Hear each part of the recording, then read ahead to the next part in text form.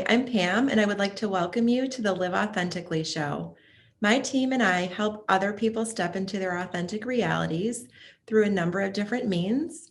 We have the show, of course, and we also have a Facebook group of like minded people committed to spiritual growth and transformation. And we would absolutely love to have you join us there.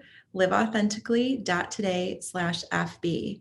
I'm also super pumped that I launched my first book in 2020. It's called SOAR, SOAR, and it's an experiential spiritual journey and shows how I partnered with the universe to create my new reality.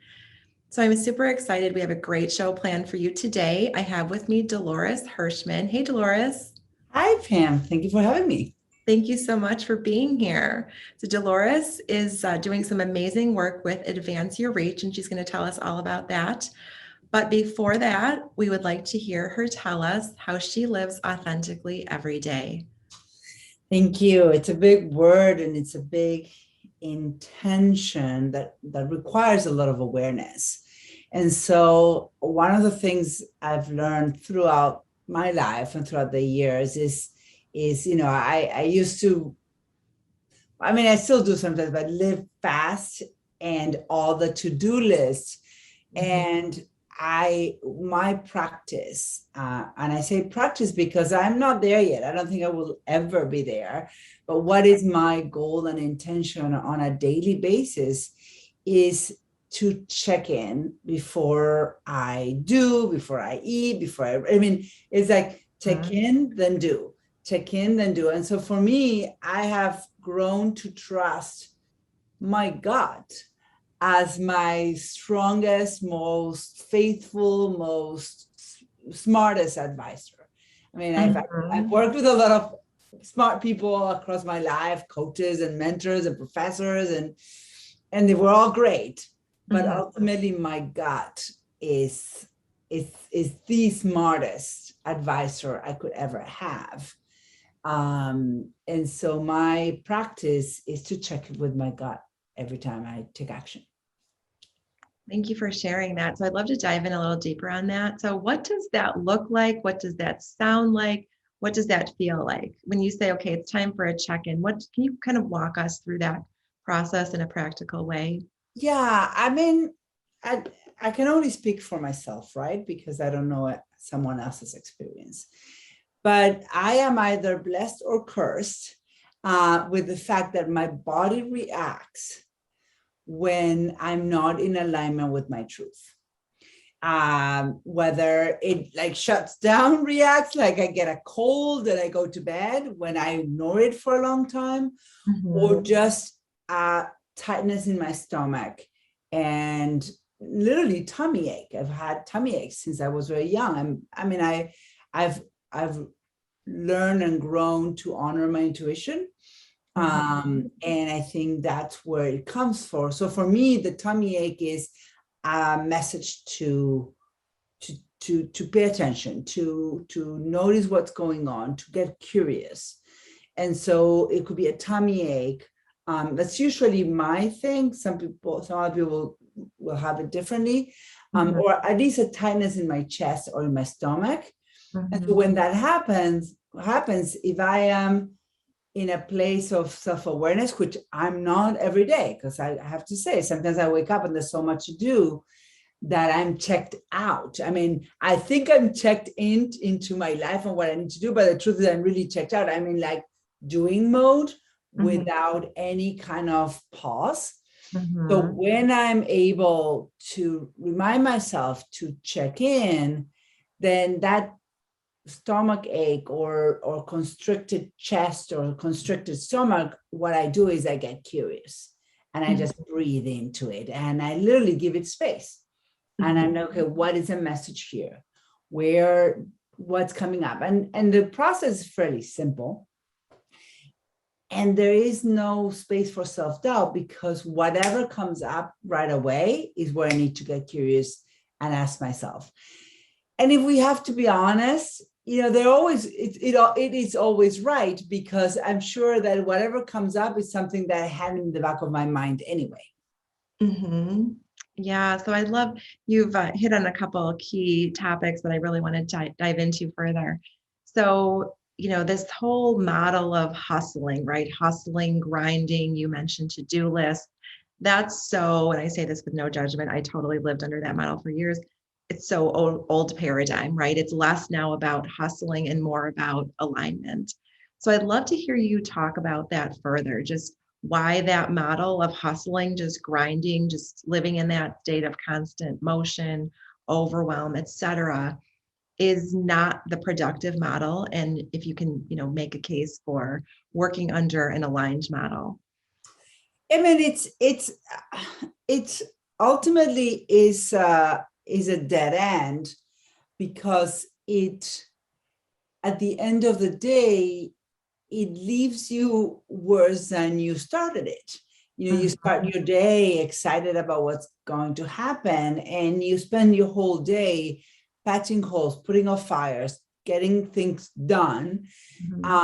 But none of it means anything to you, or it does, but you don't get to even notice and enjoy it. So it's almost like it didn't happen. Your physical body didn't even register that happened. And so you literally accomplish a lot during a day if you look at your to-do list, but you go to bed empty-handed.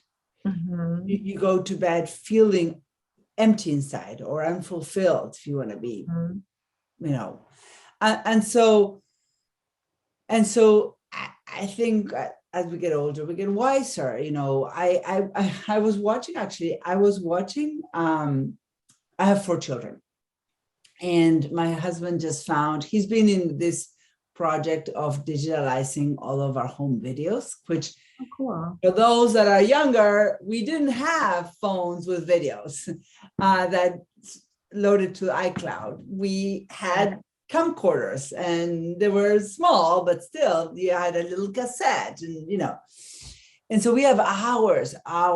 My oldest child is 22, so these are old technology. And so last night he found a drawer with 10 that we didn't even know were there. And this is where my 2 older ones were like 1 and 2 years old. And I was watching the videos, and I don't remember most of it. I mean, there's hours and hours of moments that my husband captured of me feeding one of the kids, or the other one jumping in the trampoline or whatever. And I'm interacting with them. And of course I have memories of mothering my children, but it's so hard to capture and remember the moments. And I know for a fact that at that age, I mean, I had 4 children in 6 years. I love being a mom, and I love having my children. But if I'm being very, very, very honest, I kind of survived the first 6-10 years of my children because I was so concerned in keeping them safe, feeding the this and the nursing of this and the pregnant and the this.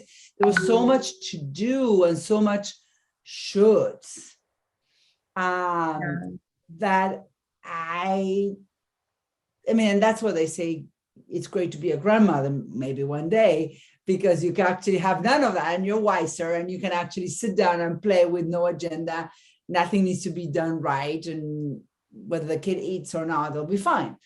So I think it reminded me that watching the videos last night is that there's so many moments that really don't come back.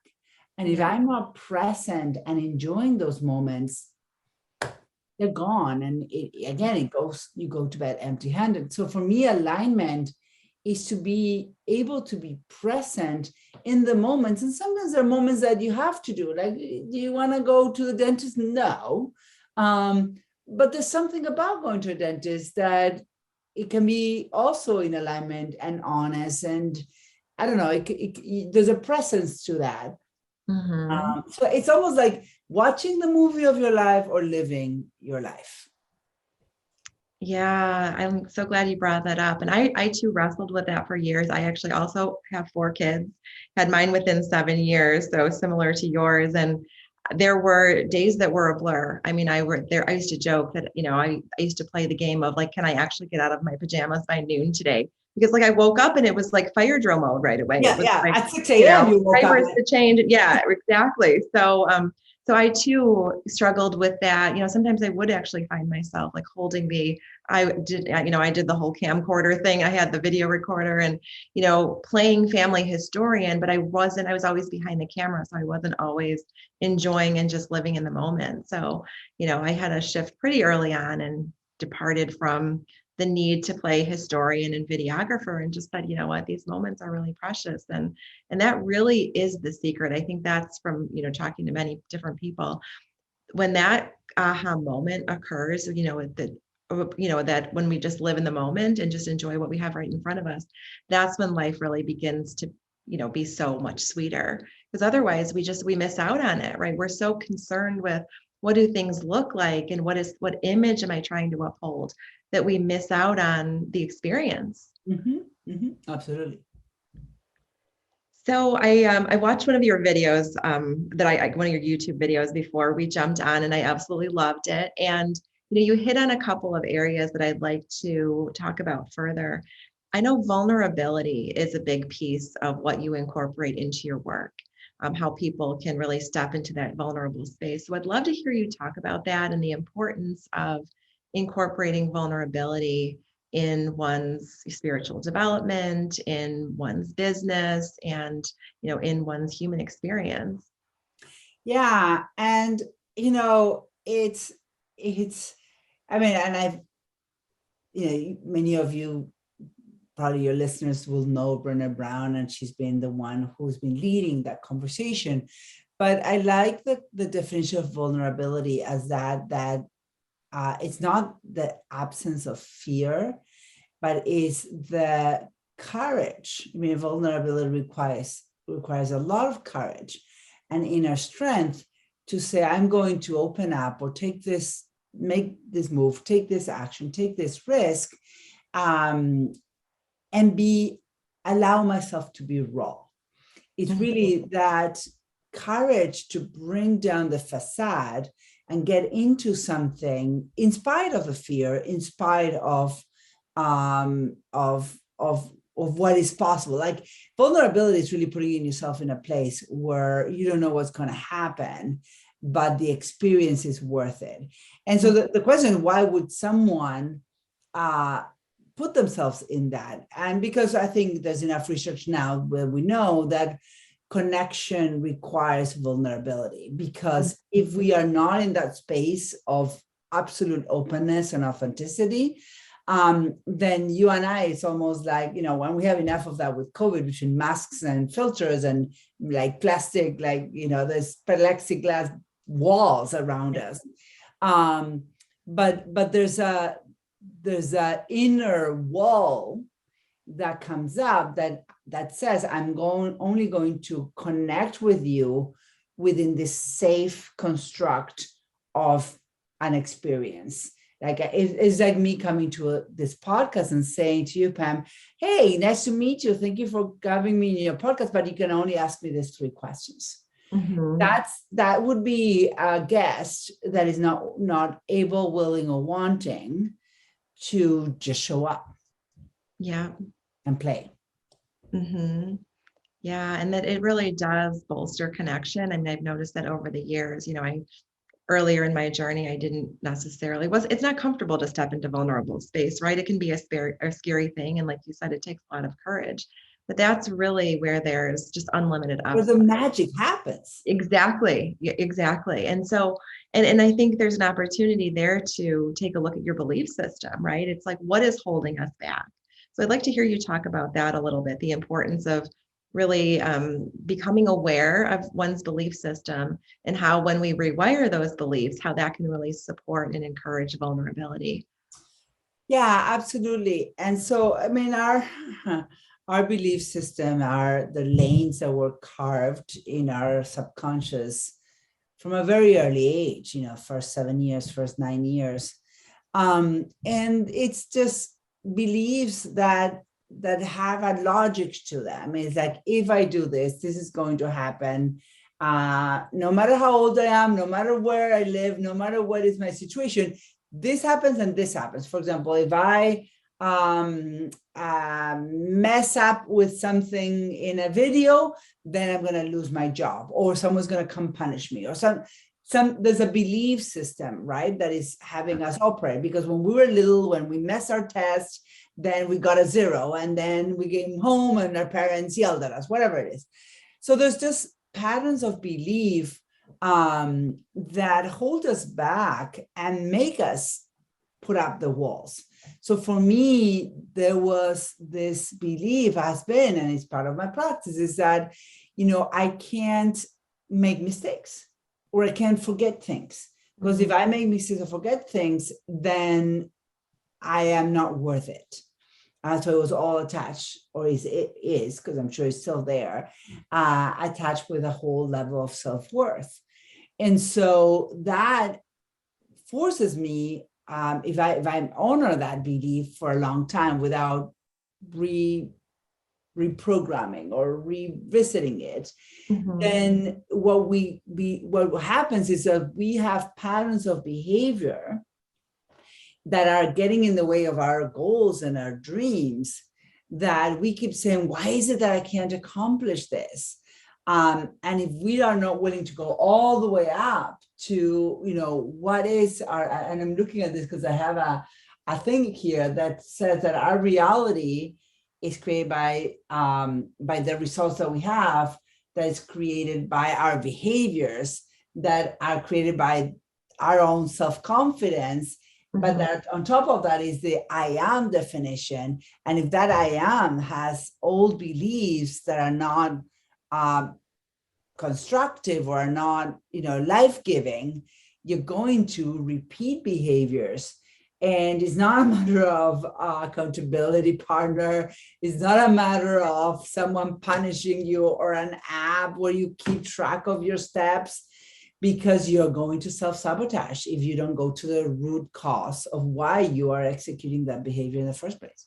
Yeah, well said, well said. And I find this topic to be so fascinating. In fact, I was up late last night writing an article about this. So this is like so top of mind that, many people aren't aware that, the majority of our life is run by our subconscious, right? 95 to sometimes as high as 99% of our decisions, of our behaviors are run by our subconscious. So that's why we have to do the work from the inside out, right? We have to look at those beliefs. And yes, like you said, some of those beliefs, they served us maybe at one time in our younger days. Maybe they kept us safe. They helped encourage different or certain behaviors. But we constantly have to update those and revisit those from time to time and ask ourselves, do these still serve me? Right? Do these still serve me? Are they keeping me that pair of shoes that you wore when you were 15 and now your foot is bigger? But you say, well, they used to fit, so they should keep fitting, and they hurt every time you wear them. It's like an old small pair of shoes. They actually hurt you. Yeah. So it's so important to take a look at your beliefs. Ask yourself, what do you believe? And that really does that plays directly into, like we were just talking about, authenticity, vulnerability, the willingness to take risks. Now I take really bold risks, very comfortable. In fact, I almost, would categorize myself as a risk seeker. And that's only because of authenticity. It's only because I work every day at alignment and live in this authentic space. But one of my core beliefs had to change. I used to be scared of change. I used to be scared of failing, all of that. Now, one of my core beliefs that I operate by, that I run my life by, is life is rigged in my favor. I believe that regardless of the outcome, I'm going to be okay either way, and actually better than okay. It's going to be magical either way. And it depends on my perception, depends on how I process it. And I believe that this is a belief that's not only specific to me, it's a belief that anybody could choose to adopt if they wanted to. This isn't a zero-sum game. So that's the really cool thing, is when we shift into this space, there's more than enough of everything to go around for everyone. Absolutely. And for me, in the last few, I'm 49, but in the last 9 years, I would say I have been honoring more and more my gut, my intuition. And at 49, I could say that every time I make a decision where my intuition is saying, hell yes, go for it, it doesn't go wrong. And it doesn't mean that if you look from the outside, the decision didn't go it may not have gone as expected. But I, like you, hold that belief that it's going to be exactly what I'm supposed to be doing right now. And in that acceptance, accept the road that it brings forth. Even though sometimes it's an experience that you wouldn't choose on its own, but that the whole experience opens up a new level of your life. And I call it like, I graduate from, Mario Bros, the Mario game, like, okay, I accomplished a new level. I'm going to the next level of the video game. Is sometimes there are challenges. It doesn't mean that it's a peachy life. It doesn't mean that every experience is wonderfully magic. It means that the life is wonderful and magic. But that life means that there's a mix of experiences. And if you take a second by second pulse, it's going to be like this. But the experience as a whole is worth living. Agree wholeheartedly. So let's talk a little bit more about intuition. I know this is so fascinating to me. Is over the years, I've really learned to step into the space of running my life and my business from intuition. And this is something that I work with my entrepreneurs, my executive clients on, really learning to tap into what their gut is telling them. I just had a call last week. Someone needed to make a big decision. And I said, what is your gut telling you? Don't worry. Let's put the pros and cons away. Let's put the cost benefit analysis that we put together away. Let's put that aside. Where are you feeling the pull? And he said, I'm feeling the pull not to do it. And I said, there's your answer. Yeah. Right. And so we don't always need words. We don't always need reasons. So I'd love to hear you talk a little bit about how people can make this shift or move the needle a little bit to incorporate more intuition into the business world, particularly in environments that are based on metrics, that are very numbers heavy, et cetera. So if you can talk a little bit about how we can start to incorporate intuition into the decision-making process. Yeah. So for some people, intuition is God's word. For some people, intuition is muscle testing. For some people, there's very different ways that you can incorporate that internal higher level voice. And I want to say that because some people will say, well, I don't tap into my intuition. God speaks to me. Great. I mean, that's another form, right? And I think when I work with speakers, it's all about helping them combine the head with the heart, because I think that when you're talking to a human being, you've got to combine both. And so I believe that in the world of the head, the intellectual world, the metrics and analytics, that you could pretty much make any piece of information give you whatever story you want to make. Like you can have numbers tell almost any story. And I know those listening to this, and you're an actuarian, you will say, oh, you're crazy. But with the right context and storytelling around it, you can have it say, well, this is what the numbers say. And obviously this is the reality, but I think it's projecting this way, or I think it's projecting that way. And you can actually, if you're a good salesperson and communicator, you can convince anybody of anything. So if you are in the receiving end of this and your intuition says, okay, the numbers seem solid, but my gut is telling me, no, I don't want to invest in this, or I don't want to buy that, because my intuition is saying that while the numbers are telling you a very clear story of today, I see a trend not because of the numbers, because of my intuition or whatever on the newspaper or whatever, signs are everywhere, that this is not going to be a good deal. This is going to be a good deal. It really is that side of ourselves that we gotta include in decision-making and in conversations, because I believe that is the connected side of us that connected us to the rest of the universe, that can perceive and see and process information that our head cannot, and will give us a warning even if we don't understand. And so I think it's our voice in any decision making. I'm not saying it's the voice, but I'm saying it's our voice that needs to be considered. And in some cases, it could be the voice, because there is something that we can't explain about intuition that can give us information that we can never capture with our brain. So what is one of the daily practices that someone could start doing today if they decided they wanted to start to cultivate their intuition? Yeah, so it depends. For me now, I'm not religious about a practice, but because it's always there. I mean, I go for walks, and I, like, for example, go for a walk without music. I mean, I'm very active, so meditation sometimes is hard for me. But walking without anything in my ear is my way of inner connecting. There's so many practices. Obviously, meditation is one of them. For many years, I practiced what's called morning pages, and I'm sure you know The Artist's Way, Julian Cameron.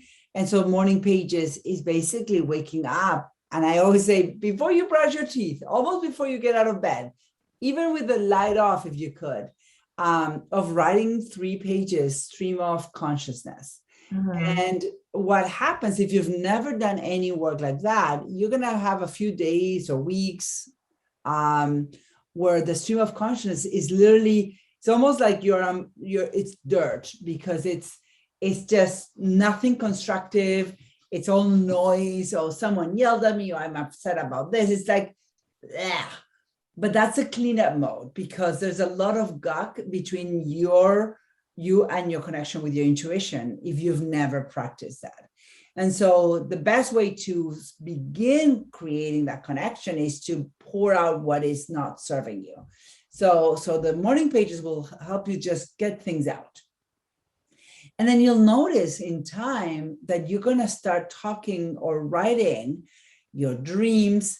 You're going to start writing your longings. And what you're going to see is that when you put it on paper, you're going to start seeing this through the course of your days. You're going to be longing for something, and something pops up. Literally yesterday, I was thinking to myself, oh, I need to check in with this person I talked to earlier this year. That afternoon, I had an email from this guy. I haven't responded yet, but it was like, and I almost play a game with it, to be honest, because it's just, I have a thought, and I say, I'm curious when that's going to show up. And I just sit and wait, because I know it will. Yeah, it's fun, isn't it? It's fun when you live in that place of alignment. It's like you just have these conversations with the universe, and it's almost like, okay, let's see what I can manifest today.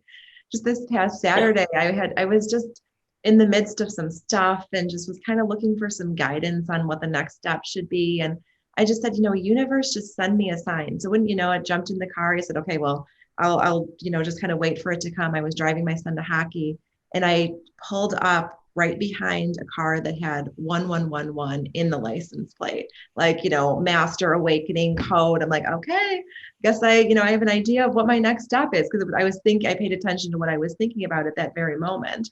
But again, like, no coincidences. We just kind of, when we live in that state of flow and that state of acceptance and alignment, the universe is right there with us. The universe always has our back and is communicating, but we have to ask. So that's the thing, is it's so important. And listen, right? Have to listen. Right. I mean, so many people go and find all this, it's good to get resources, it's good to get help, but what is not good is when you are looking for an answer outside of yourself. I mean, I think people like you, the work that you do, you're in the business of waking people up, but you're not in the business of giving them the answers. Because if you were in that business, I wouldn't invest in you, because it's not real. Because each one of us have our answers. Our job as coaches and guides and mentors is really to guide people to their answers.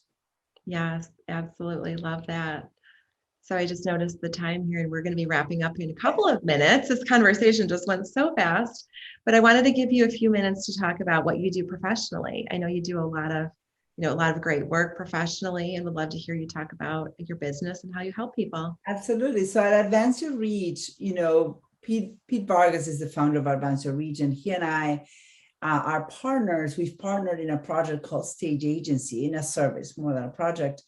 And we both share the same belief. And the belief is that speaking is the fastest way to grow your business. That's how I've grown my business. That's how he's grown his business.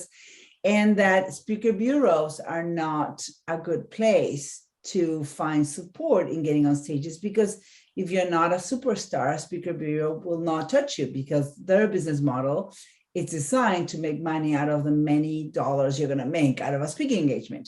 Mm-hmm. And the truth is, speaking for business growth, it's many times speaking for free. Because you want the exposure to the audiences that will need your product. So the agency was designed and built back in 2020 to help people get on stages. So what we do is we work with business owners, many of them in the service business, not all of them, but many. And what we do is we help them create what's called the stage strategy, which is if we're going to use stages to grow our business, what is the right strategy for you? Where do we want to speak? What length? What topic? How do we present it and all that? And once we create the stage strategy and it's customized for each one of our clients, then they're matched with a stage agent, one of our team members. And we have 15 stage agents full-time in-house right now. And the stage agent will actually be a champion for that client and will consistently research 10 new opportunities every single month, and reach out and get that conversation rolling so that the client can be speaking on those stages. So as an average, our clients are speaking in 24 or 48 or more stages every year, with the goal of every time they get on stage, they have the opportunity to get leads and or clients from that stage. So it's a simple model, but a very powerful model for today's age of using stages to grow businesses. Yeah, absolutely. I love that. So what do you like most about what you do? I believe that each one of us that do work that is aligned with who we are and have a clear vision for impact, that each one of us are changing the world. So I love being a bridge from between these experts that have a way to positively impact the world and their audiences through stages. Mm-hmm. Oh, I love that. So I'm intrigued. That's going to be actually the next chapter of my business is public speaking. So we will have to chat offline. Definitely have to chat offline. Yeah. So, all right. Well, we are just about ready to wrap up. So I would like to thank you again for being on my show. It's just been an amazing conversation. If people would like to get in contact with you directly, what's the best way for them to do that? So you can go to advanceyourreach.com or find me on LinkedIn and Instagram at Dolores Hirschmann. Awesome. Thank you so much. And thank you to our viewers and listeners. I so appreciate you being here and listening to everything that Dolores has had to share. Thanks, everyone, and have a great day. Bye.